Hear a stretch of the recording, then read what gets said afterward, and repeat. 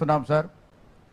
Next 6 months టైంలో 100% house holds అన్నీ కూడా డోర్ టు డోర్ కలెక్ట్ చేస్తూ అలాగే సోర్స్ సెగ్రిగేట్ చేస్తూ మనకి వచ్చినటువంటి చెత్తను ఏదైతే ఉందో దాన్ని సంపదగా మార్చడానికి మా జిల్లా ప్రజలందరి తరపున మీకు హామీ ఇస్తున్నాం సార్.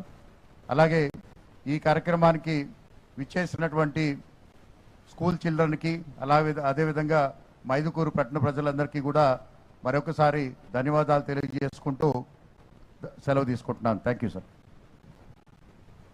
ధన్యవాదాలు సార్. మీ స్వాగత సందేశానికి ధన్యవాదాలు తెలియజేసుకుంటూ తర్వాతగా ప్రారంభోపన్యాసం అందించడానికి గౌరవనీయులు ఆంధ్రప్రదేశ్ రాష్ట్ర బీసీ సంక్షేమ శాఖ మార్చులు వైఎస్ఆర్ కడప జిల్లా ఇన్ఛార్జ్ మంత్రివర్యులు శ్రీమతి ఎస్ సవితా మేడం గారిని ఆహ్వానిస్తున్నాం. సభకు నమస్కారం.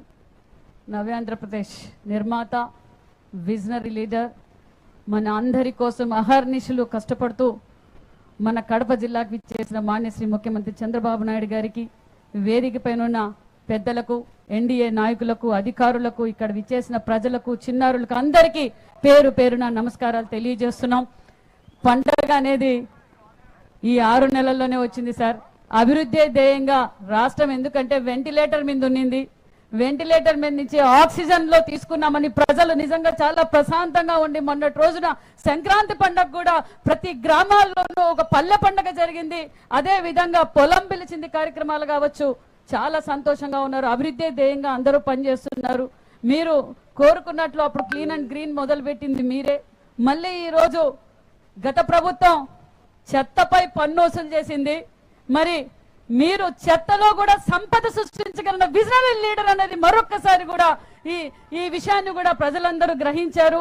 మీరు చెప్పినట్లుగా, మీరు సూచనలు ఇచ్చినట్లుగా ఖచ్చితంగా, ఎందుకంటే మైదుకూరు పెద్ద మున్సిపాలిటీ సార్, ఖచ్చితంగా green and green, Swachh Bharat, స్వచ్ఛ ఆంధ్ర, స్వేచ్ఛ ఆంధ్రగా ఖచ్చితంగా మారుస్తామని తెలియజేస్తూ, ఎందుకంటే ఈ 6 నెలల్లోనే ఒక పక్క చంద్రబాబు నాయుడు అని ప్రమాణ స్వీకారం చేసిన రోజు నుంచే పోలవరం మొదలైంది, అమరావతి మొదలైనాయి.